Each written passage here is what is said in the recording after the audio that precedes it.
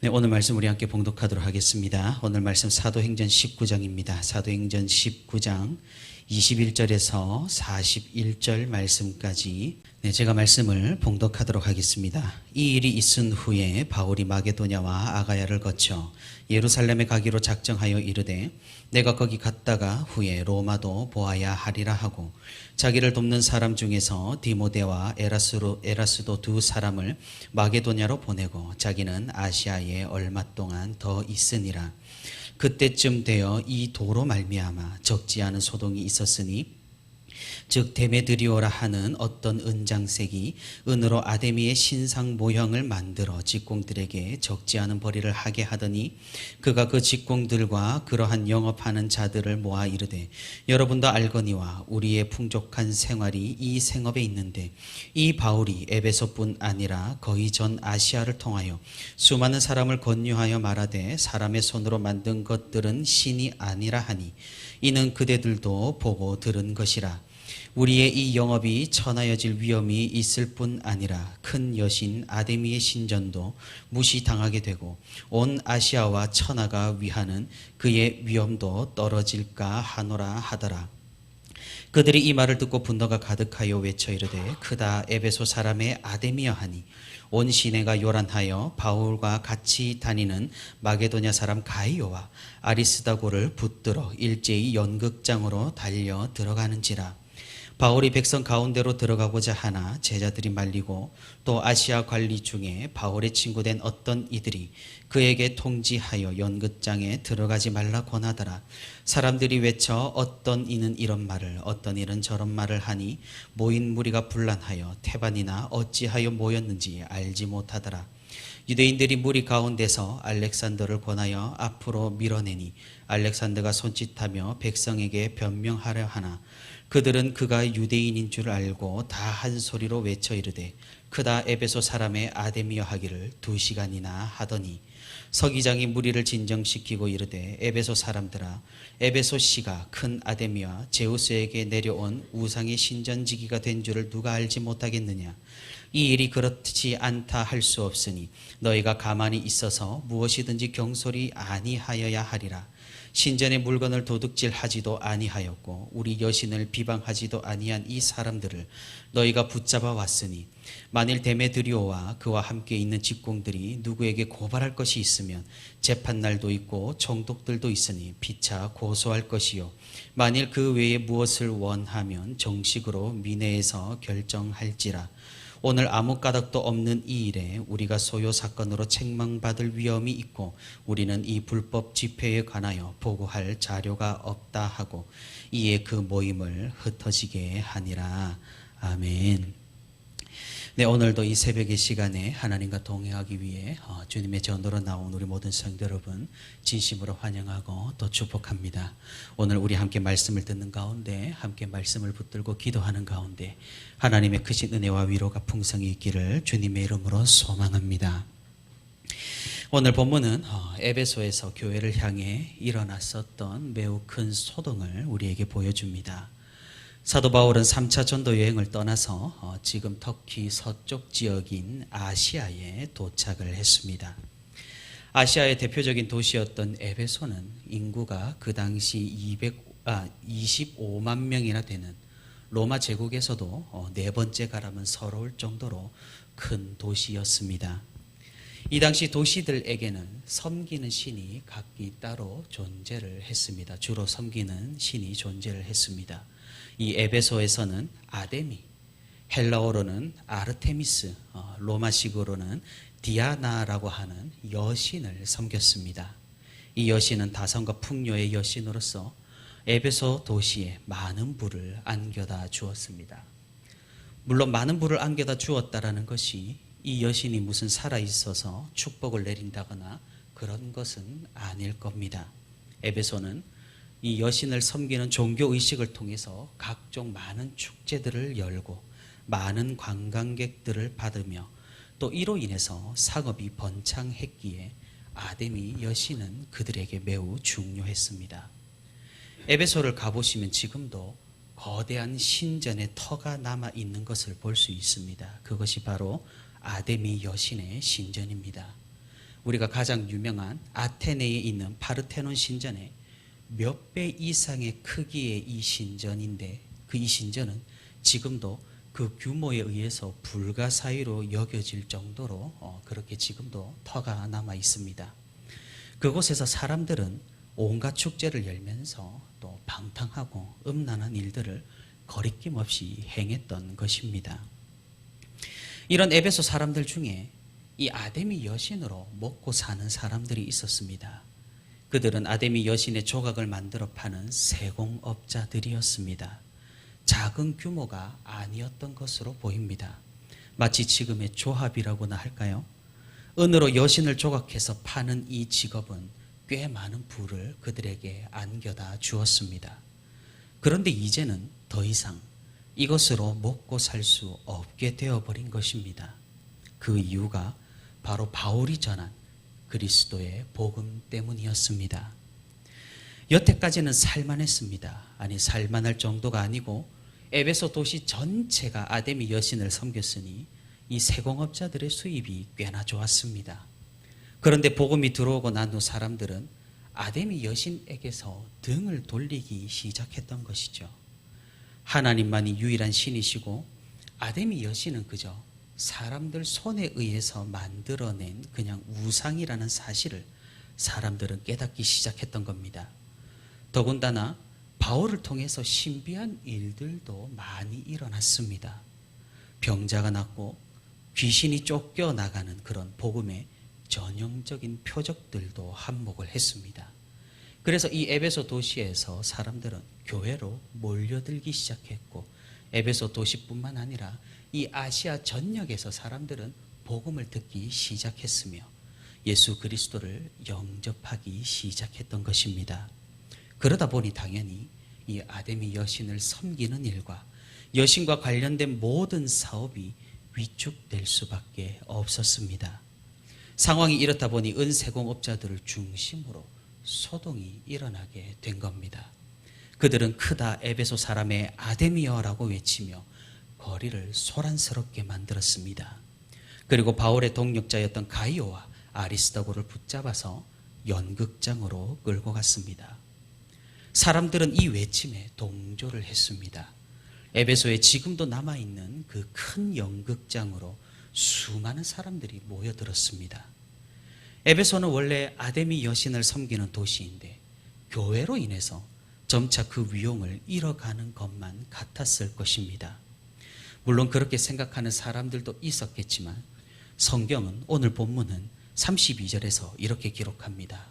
모인 무리가 분란하여 태반이나 어찌하여 모였는지 알지 못하더라. 무슨 말입니까?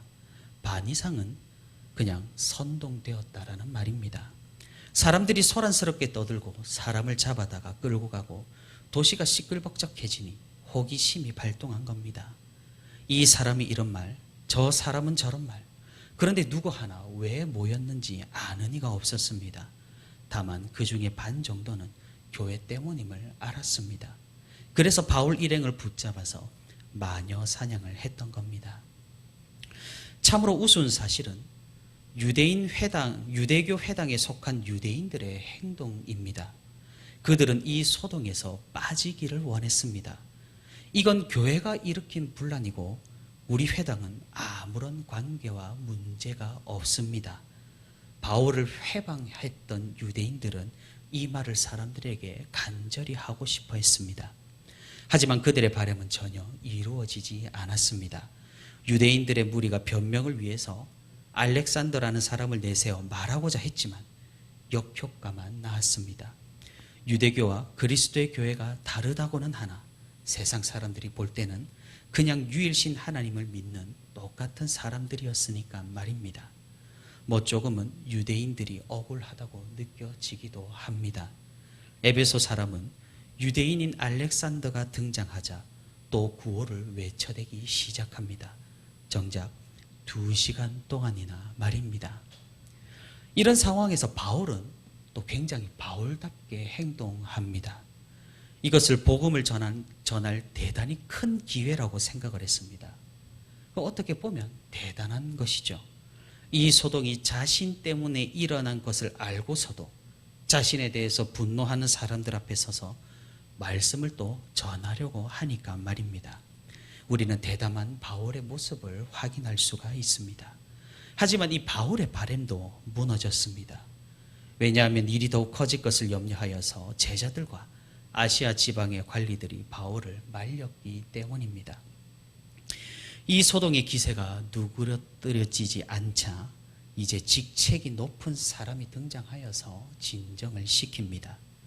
오늘 본문 35절에 서기장이라는 사람은 지금으로 말하자면 에베소 도시의 시장입니다. 35절에서 40절까지 그는 탁월한 논리로 사람들을 해산시킵니다. 꽤 긴 구절이니 제가 간단하게 요약을 해보겠습니다.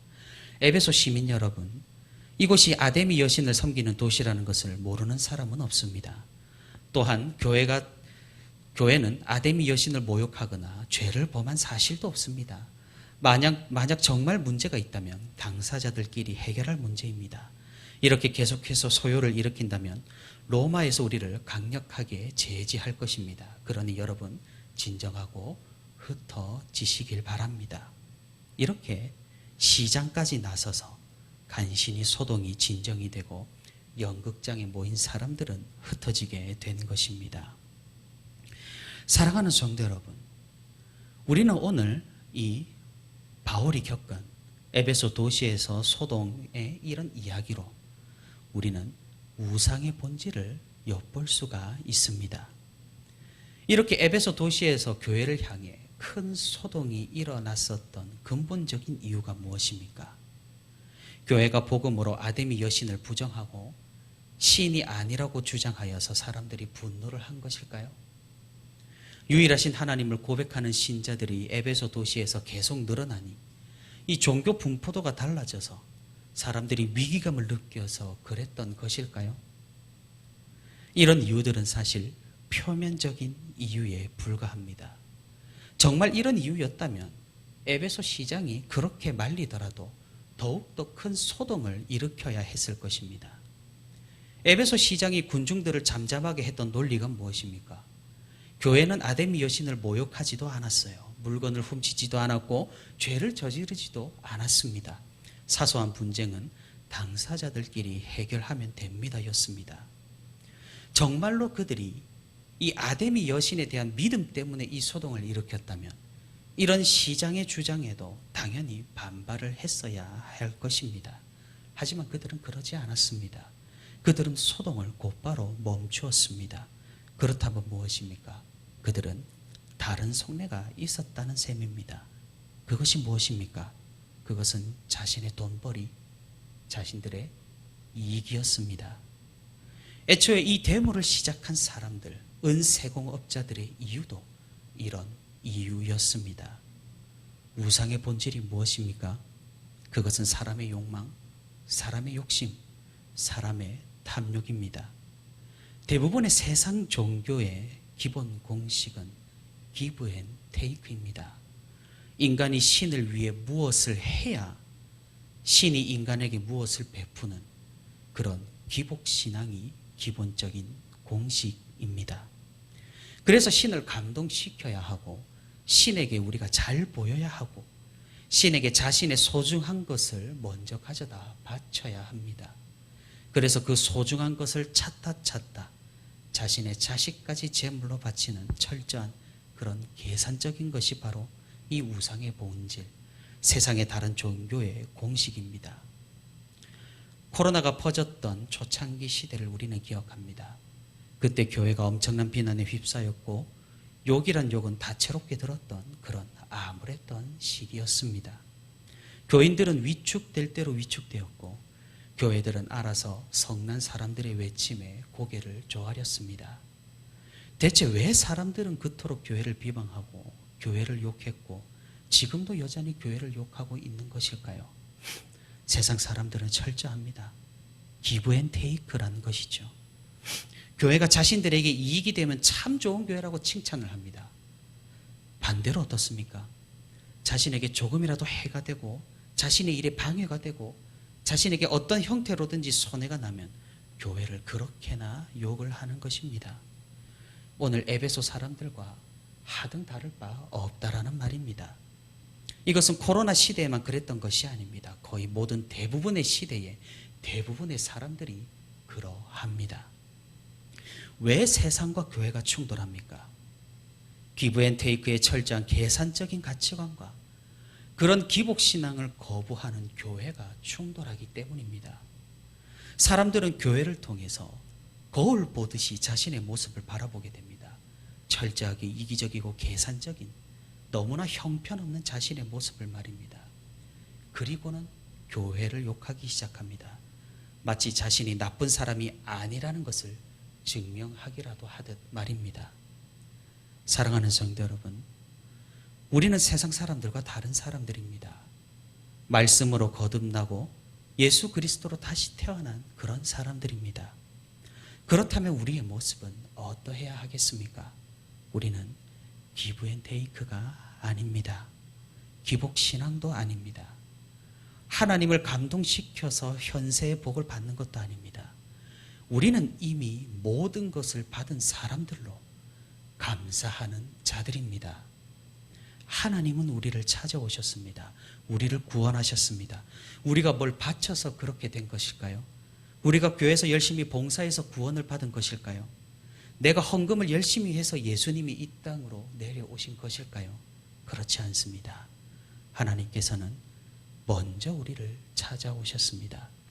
이것이 세상과 교회의 근본적인 차이점입니다. 우리는 거저받았고 우리는 공짜로 누립니다. 하지만 우리는 그것을 받아서 누리지만 않습니다. 우리의 믿음과 신앙에 대한 감사와 받은 은혜에 대한 증명으로 일부를 하나님께 돌려드리는 것일 뿐입니다. 우리가 이 공식을 확실히 해야 합니다. 그렇게 해야만 우리는 무당집에 다니는 것이 아니라 교회에 속하는 것이 되기 때문입니다. 사랑하는 성도 여러분, 하나님을 우상으로 만들지 않고 하나님을 하나님 되게 하며 기복신앙이 아니라 감사의 신앙으로 우리가 다시 한번 설 수 있기를 바랍니다. 세상은 교회를 비난합니다. 물론 교회가 잘하지 못한 것을 우리가 부정할 수는 없지만 우리가 아무리 잘해도 세상은 우리를 미워합니다. 왜 그렇습니까? 우리가 그들에게 그다지 이익이 되지 못하기 때문입니다. 세상의 법칙과 교회의 공식이 충돌하기 때문입니다. 그래서 우리가 조심해야 할 것은 교회 가운데서 교회를 다닌다면서도 세상의 법칙대로 살아가는 것을 우리는 그만두어야 한다는 것입니다. 우리부터가 그러지 않고 오직 하나님을 우상으로 섬기는 것이 아니라 성경의 하나님, 말씀의 하나님으로, 약속의 하나님으로 믿을 수 있는 우리가 될 수 있기를 바랍니다. 먼저 우리에게 찾아오신 그 크신 하나님의 은혜를 기억하며 세상의 가치관이 아닌 하나님의 공식으로 우리가 오늘도 감사의 신앙으로 주님 앞으로 나아가는 저와 우리 부천시민교회 모든 성도가 되기를 주님의 이름으로 소망합니다.